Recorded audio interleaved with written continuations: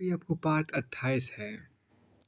और इसके अंतर्गत 4 के पार्ट 28 है, इसमें आपको जो आपके यहाँ पर है कि धार्मिक अतिवाद की गिरफ्त में आता भारतीय युवा, इसका हम पार्ट इसी का आधा पार्ट यहाँ देखेंगे कि वर्तमान इस्लामी आतंकवाद का प्रस्तुत देखिए।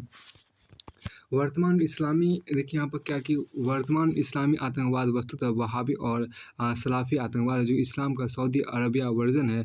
12वीं शताब्दी में शुरू हुए वहाबी आंदोलन के साथ 18वीं शताब्दी में अब्दुल वहाब और सऊदी शासक इब्न सऊद ने कथित शुद्ध इस्लाम के शुद्ध इस्लाम के प्रसार के गठबंधन कर लिया। माई रिलीजन इज टू देखिए, my religion is to your mistake, my religion is to your mistake, my religion is to your mistake के विचार पर आधारित यही गठबंधन दुनिया में दारुल इस्लाम की स्थापना के लिए शेष मुसलमानों और गैर मुसलमानों को मार रहा है। इसमें अब देखिए, इनमें अरब देशों में इस्लामिक स्टेट और अलकायदा, अफ्रीका में अल शबाब, बोको हराम और देखिए बोको हराम और दीन अंसार, देखिए बोको हराम और दीन अंसार, दक्षिण एशिया में तालिबान और लश्कर, फिलीपींस में अबू सयाक, इंडोनेशिया में जेम इस्लामिया जैसे हजारों गुट है। सऊदी अरब सहित अन्य क्षेत्रों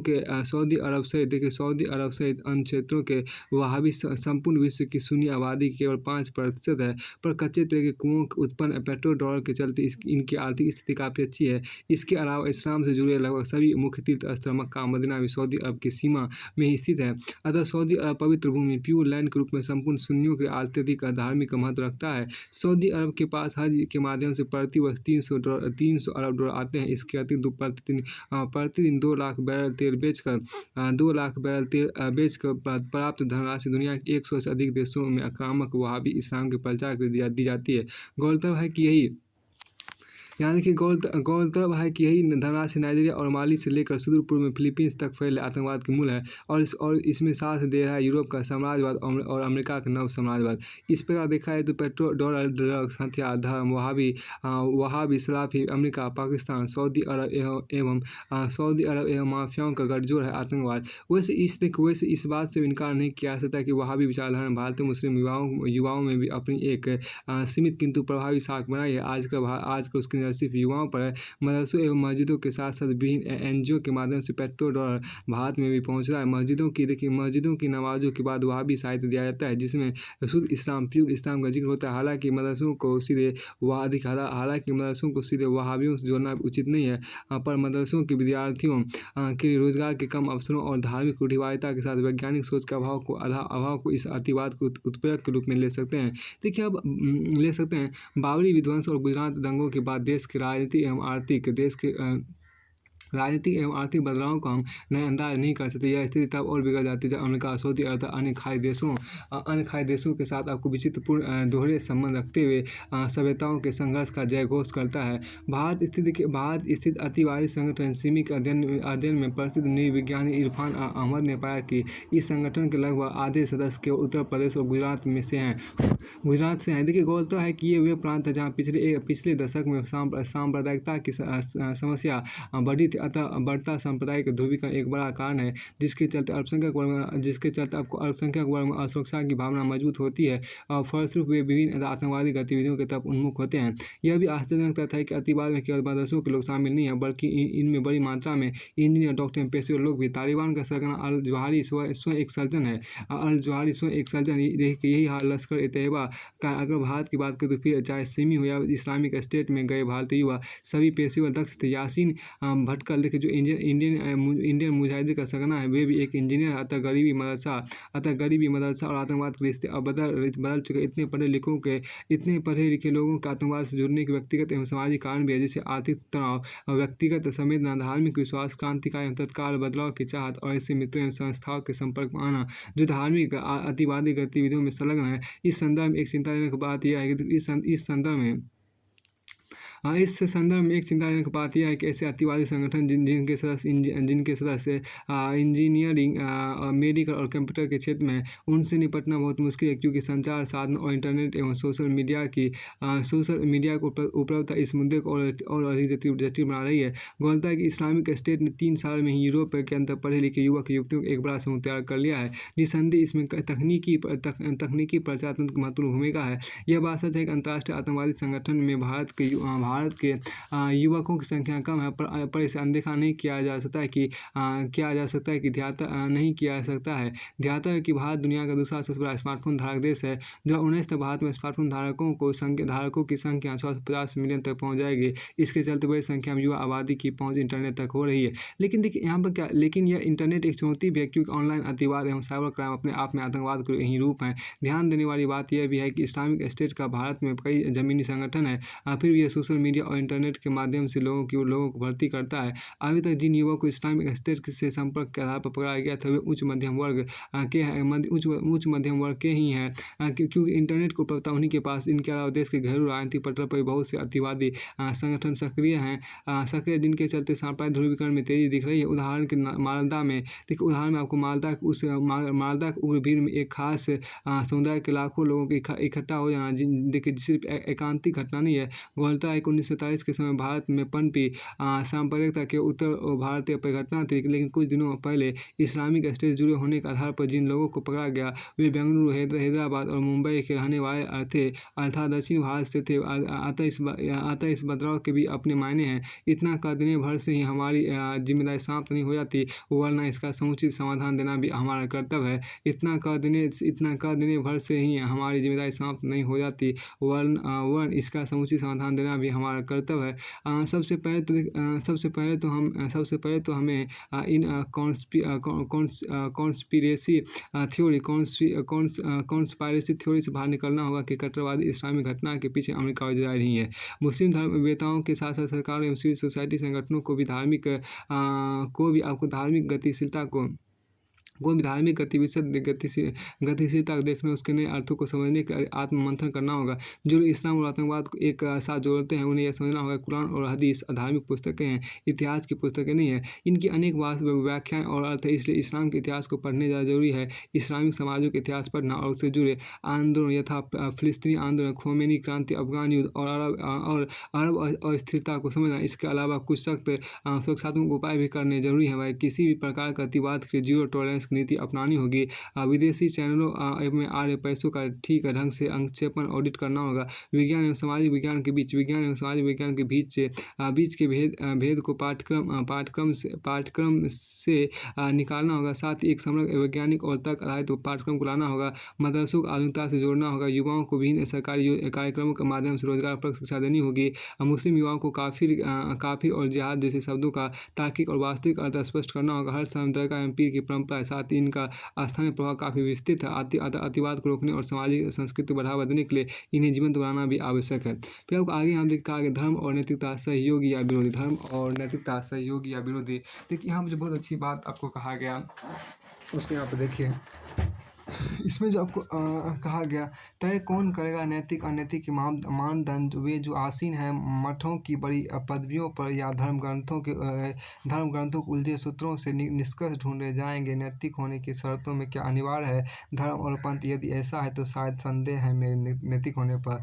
देखिए हम शायद संदेह है मेरे नैतिक होने पर। देखिए हम बचपन से यह गीत सुनते हुए बड़े होते हैं कि मजहब नहीं सिखाता आपस में बैर रखना। हम जिस स्कूल में पढ़ते थे वहाँ भी रोज़ सुबह ईश्वर की प्रार्थना की जाती थी और प्राय सभी प्रार्थनाओं समस्त विश्व के कल्याण की कामना विद्यमान थी। सर्वभवन्तु सुखिन का सपना लगभग सभी धर्मों की प्रार्थनाओं में मौजूद है। देखिए हमने यह भी बार बार देखा होगा कि किसी मंदिर, मस्जिद या चर्च के निर्माण में लोग खुलकर आर्थिक एवं अन्य सहयोग देते हैं और ये धार्मिक संस्थाएं भी कई मौक़ों पर सामाजिक कार्यों में बढ़ चढ़ करते भाग लेती है। यह भी सच है कि हर धर्म अपने अनुयायियों के लिए एक आचरण संहिता बनाता है, जिसका उद्देश्य व्यक्तियों को नैतिक पथ पर चलन के लिए दिशा निर्देश देना है। उदाहरण के जैन और वैष्णव हिंदुओं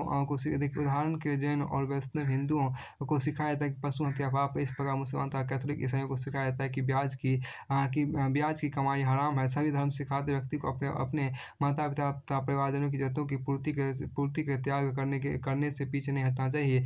इन सारे उदाहरणों को देखकर हमारी प्राथमिक समझ यही बनती है कि धर्म बुनियादी तौर पर नैतिकता को प्रोत्साहित करने का माध्यम है। पर दूसरी तरफ हमें कुछ और सच्चाइयाँ दिखती है जैसे देखिए जिनसे नजर फेरना असंभव नहीं है। उदाहरण के लिए आजकल इस्लामिक स्टेट के लड़ाके शेष धर्म के अनुयायियों ताशिया मुसलमानों को बेदर्दी से मार रहे हैं और उनकी नज़र में वह संपूर्ण लड़ाई धर्म के लिए ही लड़ी जा रही है। हमारे देश में भी कई बार ऐसे भयानक सांप्रदायिक दंगे हुए हैं जिनमें हज़ारों बेकसूर लोगों का कत्ल हुआ, चाहे वे 1984 के हिंदू सिख दंगे या फिर 1993 के हिंदू मुस्लिम दंगे। देश के कई हिस्सों में बात बात पर धार्मिक तनाव हो जाने की घटनाएं हम देखते रहते हैं। इस तनाव को झेल चुके शहरों जैसे भागलपुर, अहमदाबाद, गोंडा, मेरठ, कंधमाल, मुजफ्फरपुर के नाम गिनना शुरू करेंगे तो यह सूची लंबी हो जाएगी। कुछ लोग तो व्यंग में यहाँ तक कहने लगे कि मजहब ही सिखाता है आपस में बैर रखना। लेकिन दरअसल दोनों तरफ के उदाहरण कितने अधिक परस्पर विरोधी हैं कि किसी एक सीधे सपाट निष्कर्ष पर पहुँचना आसान नहीं है। इसलिए नैतिक विचारों के सामने यह दुविधा बनी ही रहती है कि धर्म और नैतिकता एक दूसरे के सहयोगी हैं या विरोधी। क्या नैतिक होने के धार्मिक होना जरूरी है? क्या कोई बिना धार्मिक हुए भी नैतिक हो सकता है? क्या ऐसे भी हो सकता है कि कोई व्यक्ति धार्मिक होकर भी अनैतिक हो? इन सारी उलझनों के कारण यह प्रश्न हर किसी को मथता है कि धर्म और नैतिकता के बीच क्या संबंध है। देखिए यहाँ पर यहाँ यह साफ कर देना जरूरी है कि यहाँ धर्म का शब्द का प्रयोग मजहब, संप्रदाय या पंथ, सेक्ट वाले अर्थों में किया गया है, नैतिकता वाले अर्थ में नहीं। देखिए कौलता है कि भारतीय परंपरा में धर्म शब्द का प्रयोग दो संदर्भों में होता रहा। एक संदर्भ है, यानी कि एक संदर्भ यह है कि जहाँ धर्म का अर्थ अपने नैतिक दायित्वों का पालन करना होता है। उदाहरण के लिए अगर कोई कहे कि मित्र का धर्म है कि वह संकट में फंसे अपने दोस्त की सहायता करे, या पिता का धर्म है कि अपनी संतान के समग्र विकास की कोशिश करे, और शासक का अर्थ है कि वह समुचित प्रशासनिक व्यवस्था कायम करे, तो इन सभी संदर्भों में धर्म नैतिकता का पर्यायवाची ही हो जाता है। युधिष्ठिर को देखिए, यहाँ पर युधिष्ठिर को धर्मराज इसी अर्थ में कहा जाता है कि एकाध अपवाद को छोड़कर वे जीवन भर अपनी नैतिक धारणाओं से विचलित नहीं हुए। देखिए धर्म शब्द का ऐसा ही प्रयोग मनु ने धर्म की परिभाषा देते हुए किया है, जिसमें कहते धृति क्षमा। देखिए धृति क्षमा दमो अस्ते शौचम इंद्रिय। देखिए इंद्रिय निग्रह, धृविद्या सत्यम अक्रोधो दशकम धर्म लक्षण, अर्थात धर्म के 10 लक्षण है। धैर्य क्षमा, मन पर नियंत्रण, चोरी न करना, सफाई से रहना, इंद्रियों पर नियंत्रण रखना, बुद्धिमान होना, ज्ञानवान होना, सत्य बोलना और क्रोध ना करना। ये कुछ ऐसे ही धारणा मध्यकाल से तुलसीदास ने यह कहकर व्यक्त की कि परहित सरिस धर्म नाही भाई, पर पीरा सम नहीं अधमाई। देखिए परहित सरिस धर्म नहीं भाई, परहित सरिस धर्म नहीं भाई, पर पीरा सम नहीं अधमाई। अर्थात दूसरों की सहायता से बढ़कर कोई धर्म नहीं है और दूसरों को पीड़ा पहुंचाने से बढ़कर कोई अधर्म नहीं है। जहाँ तक धर्म के उपरोक्त अर्थ की बात है, कोई भी समझ सकता है कि यह धारणा नैतिकता की समानार्थक है। किंतु देखिए यहाँ पर क्या किंतु यहाँ बुनियादी प्रश्न यह है कि जिस अर्थ में हम अपने सामाजिक जीवन में धर्म शब्द का प्रयोग करते हैं, उस धर्म और नैतिकता के बीच क्या संबंध। दूसरे शब्दों में जब कोई हमसे पूछता है कि आप किस धर्म को मानते हैं, तो स्वाभाविक तौर पर हमारा उत्तर हिंदू, मुस्लिम, सिख, ईसाई, यहूदी, पारसी और बौद्ध या जैन होता है। धर्म शब्द का यह अर्थ जिसमें धर्म और मजहब पर्यायवाची शब्द है। हम इस चर्चा का प्रस्थान बिंदु, अतः मूल विषय यह है कि अगर कोई मजहब से हिंदू, मुसलमान या सिख है, तो इससे उसके नैतिक होने या ना होने की संभावना पर क्या असर पड़ता है। मेरी मजहबी आस्था मुझे नैतिक होने में सहायता पहुंचाती है या मुझे नैतिक होने से रोकती है। देखिए यहाँ पर देखिए सही बात यह है कि धर्म और नैतिकता दो स्वतंत्र अवधारणाएं हैं। देखिए जिनमें से किसी का किसी पर टिके होना अनिवार्य नहीं है। दूसरे शब्दों में इनके बीच वे सभी संबंध संभव है जो तार्किक स्तर पर हम किन्हीं भी दो धारणाओं के बीच सोच सकते हैं। देखिए जैसे कुछ ऐसे लोग हो सकते हैं जो गहरे स्तर पर धार्मिक हो और उसी स्तर पर नैतिक भी हो। उदाहरण के लिए आपको महात्मा गांधी, गौतम बुद्ध, वर्धमान महावीर, गुरु नानक, कबीर दास, ईसा मसीह जैसे महापुरुष न सिर्फ अपने धार्मिक गहराई के लिए जाने जाते हैं, बल्कि अपनी मजबूत और सामान्यतः विचलनहीन नैतिकता के लिए भी इन सभी ने धर्म के माध्यम से ही अपनी नैतिकता को परिभाषित किया। कुछ ऐसे लोग भी होते हैं जो धार्मिक तो हैं पर नैतिक की बजाय अनैतिक रास्तों पर चलते हैं। उदाहरण के लिए आपको जो धर्मगुरु बलात्कार जैसे मामलों में दोषी पाए जाते हैं, वे धार्मिक होते हुए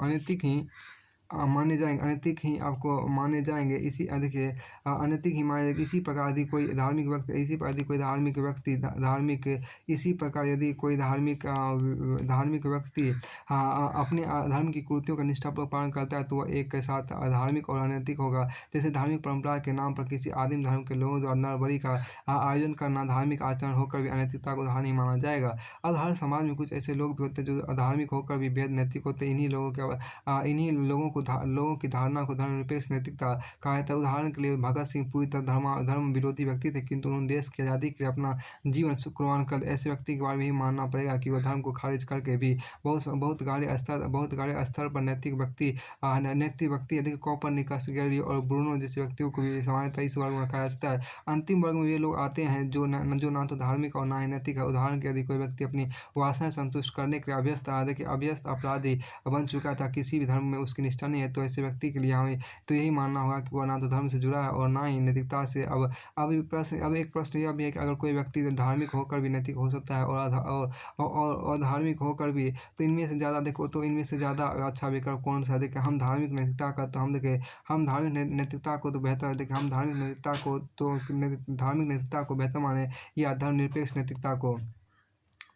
देखिए यहाँ पे जो आपको कहा गया था कि धार्मिक नैतिकता के समर्थक विश्व के सभी देशों में मौजूद है। धार्मिक नैतिकता के समर्थक विश्व के सभी देशों में मौजूद है और उनका दावा है कि नैतिक होने के धार्मिक होना जरूरी है। इस दावे की पुष्टि के लिए देखिए यहाँ पर इस दावे की पुष्टि के लिए धार्मिक नैतिकता के समर्थक विश्व के सभी देशों में मौजूद है और उनका दावा है कि नैतिक होने के लिए धार्मिक होना जरूरी है। इस दावे की पुष्टि के लिए वे अनेक तर्क प्रस्तुत करते हैं। उनका पहला तर्क यह है कि जो मजबूती धर्म पर टिकी नैतिकता में होती है, वह धर्मनिरपेक्ष नैतिकता में नहीं हो सकती। इस तरह का समर्थन महात्मा गांधी सहित बहुत से विचारकों ने किया है। गांधी जी ने कई बार कहा कि यदि हम बुद्धि या तर्क के स्तर पर नैतिक या अनैतिक का फैसला करते हैं, तो इसमें दिक्कत यह है कि हमारी बुद्धि बहुत बड़े लालच और भय के सामने कमजोर पड़ जाती है। उदाहरण के अगर कोई प्रशासनिक अधिकारी ईमानदारी से देखिए यहाँ पर क्या ईमानदारी से काम करना चाहता है, किंतु उसकी ईमानदारी धार्मिक संस्कारों पर नहीं बल्कि दिमागी तर्कों पर टिकी है, तो बहुत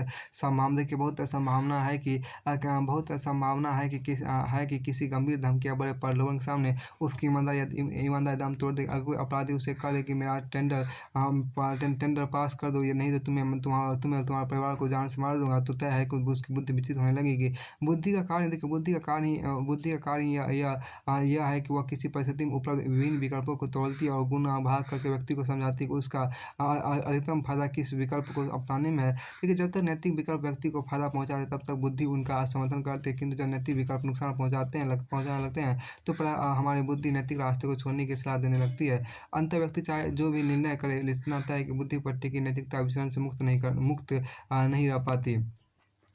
और फिर आप आगे यहाँ पर देखिए क्या इसके विपरीत इसके विपरीत यदि व्यक्ति गहरी धार्मिक निष्ठा रखता है और उसे इस बात पर अखंड विश्वास है कि ईश्वर ही संपूर्ण जगत का नियंता है और उसकी मर्जी बिना यहाँ एक पत्ता भी नहीं हिल सकता, तब तो उसके मन में एक अद्भुत आत्मविश्वास रहता है। ऐसी निष्ठा वाले लोग नैतिक अनैतिक का फैसला इस आधार पर करते हैं कि उनके धर्म द्वारा घोषित नैतिक मानदंड क्या है। देखिए उनके धर्म द्वारा जिस आचरण को नैतिक होने का प्रमाण पत्र मिला होता है, वे बिना किसी विचलन या द्वंद्व के उसे जीवन भर दोहराते रहते हैं। मनोविज्ञान की भाषा में कहें तो ऐसे व्यक्तियों को नैतिक निर्णय विचारों से नहीं, संस्कारों से तय होते हैं। देखिए संस्कार बचपन से सिखाए गए हुए आदतें जो बार बार दोहराए जाने के कारण व्यक्ति के अवचेतन मन में इस तरह बैठ जाती है कि वह जिंदगी भर बिना दिमाग लगाए उन्हें दोहराता रहता है, भले उन व्यवहारों से उससे व्यक्तिगत स्तर पर नुकसान होता हो। देखिए यहाँ पर धार्मिक नैतिकता के समर्थकों के पास दूसरा तर्क किया है कि जब तक हम किसी न किसी स्तर पर कर्म सिद्धांत को स्वीकार ना कर ले तब तक विश्व में नैतिक व्यवस्था नहीं चल सकती। कर्म सिद्धांत का सरल सा अर्थ यह है कि प्रत्येक व्यक्ति को उसमें नैतिक एवं अनैतिक कर्मों के अनुपात में अच्छे तथा बुरे फल मिलने अनिवार्य। यह सिद्धांत किसी न किसी रूप में सभी संगठित धर्म स्वीकार करते हैं, जैसे यहूदी, ईसाई और मुसलमान श्रद्धालु मानते हैं कि व्यक्ति को एक ही जीवन मिलता है और उस जीवन में किए गए कर्मों के अनुसार ईश्वर जाहवे गॉड या अल्लाह तय करते हैं कि व्यक्ति स्वर्ग जन्नत का अधिकारी है अथवा जहन्नुम नरक का। देखिए इसके विपरीत हिंदू, सिख, जैन तथा बौद्ध धर्म के अनुयायी कर्म सिद्धांत में पुनर्जन्म का सिद्धांत जोड़ देते हैं। इसका मतलब व्यक्ति ने जन्म में जो अच्छा या बुरे कृत्य किए हैं उन्हीं के आधार पर उसे पुनर्जन्म लेना पड़ता है और अगले जन्म में अगले जन्म में उन कर्मों का फल भोगना पड़ता है। जब तक उसके कर्मों का हिसाब पूरा नहीं होता, वह भिन्न भिन्न जीव जंतुओं के रूप में जन्म लेता रहता है और जब यह हिसाब पूरा हो जाता है तब वह अस्थायी रूप से मुक्त हो जाता है। इस अस्थायी मुक्ति को ही इन धर्मों मोक्ष, निर्वाण या केवल या अपवर्ग कहा जाता है। देखिए, धर्मनिष्ठ विचारों का दावा है कि कर्म सिद्धांत चाहे वह किसी भी रूप में नैतिक व्यवस्था को बनाए रखने में मददगार साबित होता है। हम संसार में देखते हैं कि अनैतिक जीवन जीने वाले कई व्यक्ति नैतिक व्यक्तियों की तुलना में बेहतर स्थिति में आपको रहते हैं। यह देखकर किसी भी नैतिक व्यक्ति के मन में विचरण पैदा हो सकता है कि जब अनैतिक होकर भी इस व्यक्ति को सारे सुख मिल रहे तो मैं नैतिक क्यों बना रहा हूँ। देखिए वो बहुत गहरा विश्लेषण करने की स्थिति में नहीं होता। उसे एक ऐसे विश्वास की जरूरत होती है जिसकी डोर पकड़ कर वो ऐसे विचलनों से बचा रह सके। ऐसे में अगर उसे बहुत गहराई से यह विश्वास हो कि बुरे व्यक्तियों को कभी न कभी अपने दुष्कर्मों का दंड भुगतना ही पड़ेगा और कभी न कभी नैतिक व्यक्तियों के नैतिक पथ पर चलने का लाभ मिलेगा तो नैतिक व्यवस्था पर उसका विश्वास बना रहेगा।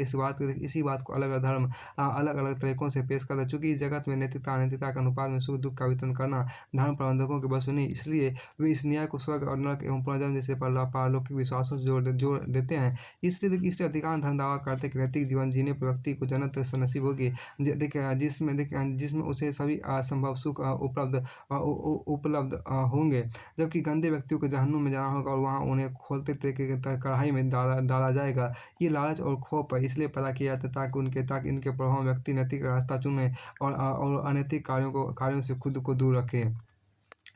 देखिए यहाँ पर क्या कि एक मिनट, और यहाँ पर आपको ये क्या देखिए, कई धर्मनिष्ठ विचारों का दावा है कि जब तक हम किसी न किसी रूप में कर्म सिद्धांत को ना माने तब तक नैतिक व्यवस्था की स्थापना नहीं हो सकती। 18वीं शताब्दी के प्रसिद्ध जर्मन दार्शनिक कांट ने भी माना कि नैतिक व्यवस्था में विश्वास बनाए रखने के कर्मफल की धारणा को मानना जरूरी है। भारत की बात करें तो गीता में संकेत श्री कृष्ण के उपदेश का तो सार ही यह है कि प्रत्येक कर्म का फल मिलना अनिवार्य है। धार्मिक नैतिकता के समर्थकों के पास अपने पक्ष को स्थापित करने एक तर्क और है। उनका मानना है कि जैसे ही हम संपूर्ण विश्व को ईश्वर की अभिव्यक्ति मान लेते हैं, वैसे ही जगत के हर प्राणी के प्रति हमारा नजर नैतिक हो उठता है। अगर दुनिया का हर प्राणी ईश्वर की संतान है तो किसी भी प्राणी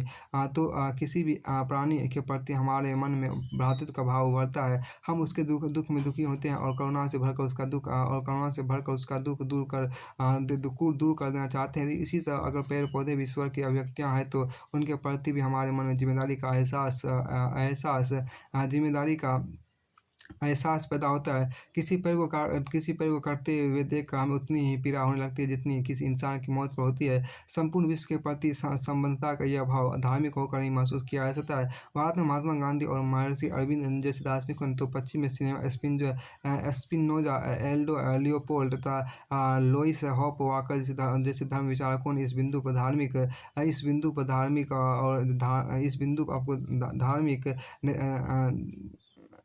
पर आपको धार्मिक नैतिकता की शक्ति को उजागर किया है। उनका दावा है कि धर्म से कटकर हम जगत की हर वस्तु को एक दूसरे में पृथक और स्वतंत्र रूप में ही देख पाते हैं और इस एहसास तक नहीं पहुंच पाते कि अंततः हर वस्तु और हर प्राणी आपस में सह जाते हैं। फिर देखिए इस विषय पर इस विषय में आपको नॉर्वे के प्रसिद्ध विचारक आर्ने नेस ने भी गंभीर विश्लेषण किया है, यहाँ देखिए जिन्हें पारस्की दर्शन या इकोलॉजिकल फिलोसफी का प्रवर्तक माना जाता है। उनका दावा है कि पर्यावरण के संकट का मूल कारण औद्योगिकरण या शहरीकरण नहीं बल्कि मनुष्य की मूलभूत विचिंतन पद्धति है, जिसमें वह स्वयं को प्रकृति से भिन्न और श्रेष्ठ मानता। उन्होंने मुख्य रूप से अरस्तु और डेकार्ट जैसे पश्चिमी दार्शनिकों की इस चिंतन पद्धति के जिम्मेदार ठहराया और दावा किया है कि जब तक पश्चिम के लोग नए तरीके से प्रकृति देखना शुरू नहीं करेंगे तब तक पर्यावरण का संकट किसी भी सूरत में नहीं सुलझेगा। उन्होंने महात्मा गांधी दर्शन काफी सराहना की है और संकेत किया है कि प्रकृति बचाने के किसी ऐसे ही दर्शन की जरूरत है जिसमें प्रकृति और मनुष्य को ईश्वर की अभिव्यक्तियां मानते हुए समान स्तर पर रखा जाता है। देखिए एल्डो लियोपोल्ड ने इसी धारणा को विस्तार देते हुए यहाँ तक कहा है कि समाज में प्रकृति की क्या दशा होगी यह इस बात से तय होता है कि उसके धर्म में प्रकृति को कितना महत्व दिया गया है। देखिए भारत जैसे देशों में बहुत से लोग प्राकृतिक ईश्वर का ही व्यक्त रूप मानते हैं। इसलिए प्राकृतिक ध्यान रखना उनके लिए धार्मिक कर्तव्य बना था। उनका देखिए इसका प्रसिद्ध उदाहरण है, कि कई महिला रात को पेड़ पौधे से पत्ते तोड़ने से बचती है, और कभी तोड़ना जरूरी हो जाए तो पहले 2-3 चुटकियां बजाकर पेड़ या पौधे को नींद से जगाती है। पेड़ पौधों के प्रति इतनी संवेदनशीलता होना मजाक नहीं है।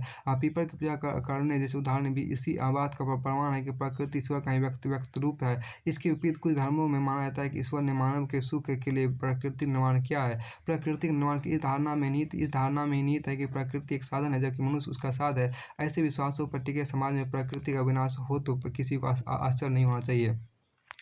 देखिए यहाँ पर धार्मिक नैतिकता कैसे प्रकृति अनुकूल हो सकती है। इसका सबसे अच्छा उदाहरण आपको भारत का बिश्नोई समुदाय है, जो मुख्यतः राजस्थान और हरियाणा राज्यों में केंद्रित है। इस समुदाय की धार्मिक आस्था में पर्यावरण और प्रकृति के प्रति इतनी गहरी निष्ठा है कि ये लोग पर्यावरण की रक्षा के बड़े से बड़ा त्याग करने में भी नहीं हिचकिचाते। बहुत से ऐसे विचारक हैं जिनका मानना है कि सच्ची नैतिकता धर्म से तटस्थ होती है, ना कि उस पर आधारित होती है। वे यहाँ तक कहते हैं कि धर्म पर टिकी नैतिकता तो कई मायनों में अनैतिक होती है। उदाहरण के लिए कई आदिम धर्मों में आज भी नरबली की प्रथा विद्यमान है।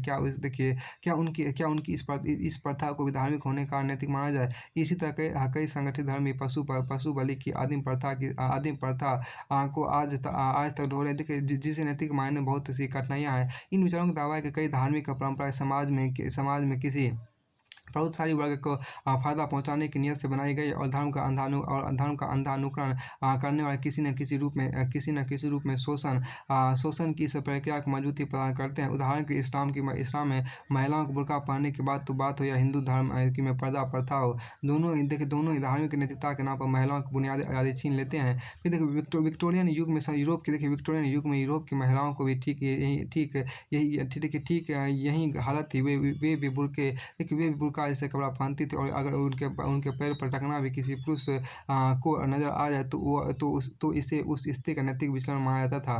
देखिए यह समस्या किसी एक धर्म की ना होकर विश्व के सभी धर्मों की है। कोई धर्म लिंग भेद को समर्थन देता है, कोई जाति भेद को तो कोई नस्ल भेद को। यही कारण है कि धर्म पर टिकी नैतिकता से हम किसी वैज्ञानिकता या तार्किकता को उम्मीद नहीं कर सकते। पश्चिम में Karl Marx, Sigmund Freud, August Comte John Dewey तथा सार्त्र जैसे चिंतकों ने तो भारत में जवाहरलाल नेहरू, एम.एन. रॉय जैसे विचारकों ने इन्हीं वजहों से धार्मिक नैतिकता के विरुद्ध धर्मनिरपेक्ष नैतिकता का झंडा बुलंद किया है। धार्मिक नैतिकता की कई कमियां हैं जिनको आधार बनाकर उपरोक्त विचारक धर्मनिरपेक्ष नैतिकता अपनाने की बात करते हैं। लेकिन धार्मिक नैतिकता की पहली कमी है कि हर धर्म के अनुयायियों के लिए अलग अलग है, और कई मामलों में तो परस्पर विरोधी भी है। उदाहरण एक जैन व्यक्ति के लिए पशु हिंसा अक्षम पाप है, जबकि एक शाक्त हिंदू या किसी मुसलमान के लिए पशु हिंसा धार्मिक कर्मकांडों का अनिवार्य हिस्सा है। ऐसे में आपको देखिए यहाँ पर क्या ऐसे में आपको धार्मिक नैतिकता जगत के सभी मनुष्यों के बताने में असमर्थ रहती है कौन सा कृत्य नैतिक और कौन सा अनैतिक है। धर्मनिरपेक्ष नैतिकता का पहला दावा यही है कि नैतिकता के नियम इतने वस्तुनिष्ठ और सार्वभौमिक होने चाहिए कि दुनिया का हर व्यक्ति कृत्य के बारे में एक सी राय न रखे।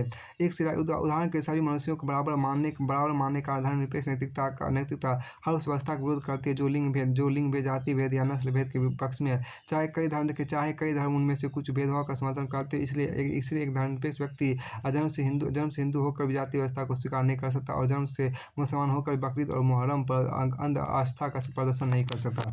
यहाँ देखिए क्या कि धार्मिक नैतिकता की दूसरी समस्या यह है कि वह समय के साथ खुद को आसानी से बदल नहीं पाती। संभव है कि हर धार्मिक परंपरा किसी न किसी समय की तत्काल की जरूरतों की पूर्ति के लिए अस्तित्व में आई हो, पर यह भी सत्य है कि बहुत सी परंपरा समय बीतने के बाद या तो अप्रासंगिक हो जाती है या किसी बदलाव की अपेक्षा लगती है। देखिए धार्मिक नैतिकताओं के साथ सबसे बड़ी समस्या यह है कि लोग उनके मूल कारण को भूल जाते हैं और आंखें बंद करके उनके कर्मकांडीय पक्ष का अनुपालन करते रहते हैं। उदाहरण के हम सब जानते हैं कि दीपावली के दिन बहुत अधिक प्रदूषण होता है, जो हमारे लिए घातक है, किंतु ये जानने के बावजूद हम दीपावली मनाने के तरीके नहीं बदल पाते, क्योंकि धर्म से जुड़े होने के कारण वे हमारे संस्कारों में बुरी तरह बस चुके हैं। धर्मनिरपेक्ष नैतिकता का दावा यही है कि नैतिक नियम हर देश का अपेक्षा के अनुसार बनते हैं और बदलते रहने चाहिए। लेकिन धार्मिक नैतिकता के विरोध और धर्मनिरपेक्ष नैतिकता के समर्थन में एक तीसरा तर्क भी है है कि जिसका बहुत प्रभावशाली व्याख्या होता है एक उपयोगितावादी विचारक पैट्रिक नॉबेल स्मिथ ने की है। उनका तर्क है कि धार्मिक नैतिकता में आमतौर पर कार्य के परिणाम से ज़्यादा आपको महत्व रूढ़ नियमों को दिया जाता है। जब धर्मनिरपेक्ष नैतिकता उपयोगितावादी विचारधारा को स्वीकार करती है, जिसमें नैतिक नियमों से ज़्यादा महत्व इस बात पर का होता है कि कार्य का परिणाम समाज का एकदम हित में होना चाहिए। स्मिथ का दावा है कि धर्मनिरपेक्ष नैतिकता परिणामों को बल देने के कारण सही गलत की पहचान बेहतर तरीके से कर पाती है, जबकि धार्मिक नैतिकता रूढ़ नियमों का अंधा अनुकरण करने के कारण इस स्थितियों के अनुसार खुद को समायोजित नहीं कर पाती। अगर निष्कर्ष के रूप में यह तय करना हो कि कौन सी नैतिकता अधिक सशक्त है, तो इसका निर्धारण किसी एक पक्ष में झुक कर नहीं किया जा सकता, क्योंकि दोनों की अपनी अपनी शक्तियाँ और कमजोरियाँ साफ देखी जा सकती है। देखिए, धार्मिक नैतिकता की सबसे बड़ी शक्ति उसकी मजबूती में छिपी है। धार्मिक मूल्य व्यक्ति के अवचेतन मन में संस्कारों के स्तर पर स्तर पर इस तरह बढ़ जाते हैं कि जटिल परिस्थितियों में भी व्यक्ति नैतिक विचरण का शिकार नहीं होता। इसकी दूसरी शक्ति यह है कि चूंकि इसमें नियम निश्चित होते हैं, इसलिए व्यक्ति से यह अपेक्षा नहीं होती कि वह हर स्थिति में गुना भाग करके खुद तय करे कि कौन सा विकल्प नैतिक है और कौन सा अनैतिक है। यानी इस नैतिकता में निश्चितता होती है और निश्चिंतता होती है। संदेह की गुंजाइश नहीं होती। पर इस नैतिकता की सबसे गंभीर समस्या यह है कि इसमें रूढ़िवादी होने का प्रबल संभावना रहती है। यह एक धार्मिक समूह द्वारा दूसरे धार्मिक समूह के विरुद्ध किए जाने वाले हिंसक कृत्यों को भी अनैतिक ठहरा सकती है। यहाँ तक कि समान बुद्धि से समाज में आने वाले घोर अनैतिक कार्यों को भी धार्मिक आदर्शों के नाम पर जिंदा बनाए रखती है। देखिए, धर्मनिरपेक्ष नैतिकता की भी अपनी खूबियाँ और सीमाएं हैं। इसकी खूबी है कि यह समय और स्थान के साथ मानव अभिहित के अनुरूप परिवर्तनशील होती है और रूढ़िवाद का दामन नहीं थामती। यह भी अच्छी बात है कि प्रति व्यक्ति को बेअक्सर एवं तार्किक मानकर उसे सम्मान देती है, पर इस धारणा में बहुत सी कमियां हैं। पहली कमी यह है कि वह समाज के चुनिंदा बुद्धिमान लोगों को भले ही समझ आ जाए, समाज के सामान्य व्यक्ति के मन को नहीं छू पाते। सामान्य व्यक्ति बार बार नैतिकता के जटिल निर्णयों की प्रक्रिया में ही नहीं उलझना चाहता। वह तो ऐसी सीधी सादी नैतिक व्यवस्था चाहता है जो उसके कृत्यों को दो टूक तरीके से नैतिक अनैतिक में वर्गीकृत कर दे। यह सुविधा उसे धार्मिक नैतिकता में ही मिलती है। धर्मनिरपेक्ष नैतिकता में नहीं। देखिए, दूसरी समस्या यह है कि धर्मनिरपेक्ष नैतिकता में ताकत और मजबूती नहीं है। इसके भरोसे व्यक्ति बड़े से बड़े लालच और खतरे से टकरा सके। बुद्धि पर टिकी हुई यह नैतिकता हर कमजोर क्षण में विचरण करके खतरे को छूती है। हर विचरण क्षण में खतरे को छूती है, क्योंकि बुद्धि मन की हर इच्छा के पक्ष में तर्क गढ़ने में सक्षम है और नाज़ुक क्षणों में ऐसे तर्क व्यक्ति को भटकने की सुविधा देते हैं। इसलिए जॉर्ज मेवरोडस की भाषा में कहे तो धर्मनिरपेक्ष नैतिकता इस सवाल को उत्तर नहीं दे पाती कोई व्यक्ति हर स्थिति में नैतिक क्यों रहे। देखिए, समस्या यही है कि दोनों विकल्प अधूरे हैं। निकट भविष्य में इस बात की संभावना नजर नहीं आती कि समाज के अधिकांश लोग स्वच्छाच धर्म को खारिज करके धर्मनिरपेक्ष हो जाएंगे। इससे कुछ धर्मनिरपेक्ष व्यक्ति उस नैतिकता के आधार पर जीवन जी भी ले तो उससे पूरे समाज की नैतिक आवश्यकताएं पूरी नहीं होती। यह प्रश्न अनुत्तरित रह जाता है कि समाज के अधिकांश व्यक्ति किस नैतिक व्यवस्था का अनुसरण करेंगे। अब चूंकि आम आदमी को धार्मिक नैतिकता की समझ आती है, इसलिए आम आदमी धार्मिक नैतिकता ही समझ आती है, इसलिए व्यक्ति किस नैतिक अवस्था का अनुसरण करेंगे। अब चूंकि आम आदमी को धार्मिक नैतिकता ही समझ आती है, इसलिए आवश्यक है कि हम उसे भी स्वीकार करें, पर कोशिश करें कि उसमें तार्किकता और वैज्ञानिकता को शामिल करने की प्रक्रिया हर समय चलती रहे। देखिए, हर धर्म के प्रगतिशील व्यक्तियों को चाहिए कि वे अपने धर्म के रूढ़िवाद के विरुद्ध आवाज उठाएं और उन धार्मिक परंपराओं का विरोध करें जो आज की नैतिक जरूरतों को पूरा नहीं कर सकती। उदाहरण के देखिए, हिंदू बुद्धिजीवी दहेज प्रथा, जाति भेद तथा बालिका भ्रूण हत्या का विरोध करे, तब मुसलमान बुद्धिजीवी बहुविवाह और बुर्के का विरोध करे। देखिए, अगर यह प्रक्रिया हमारे धार्मिक जीवन का सहज हिस्सा बन पाती है, तो शायद इस नैतिकता के इन दोनों विकल्पों के मध्य ऐसा समन्वय कर पाएंगे देखिए जिससे समाज तथा व्यक्ति दोनों की नैतिक आवश्यकताएं पूरी हो सकेगी। आपको आगे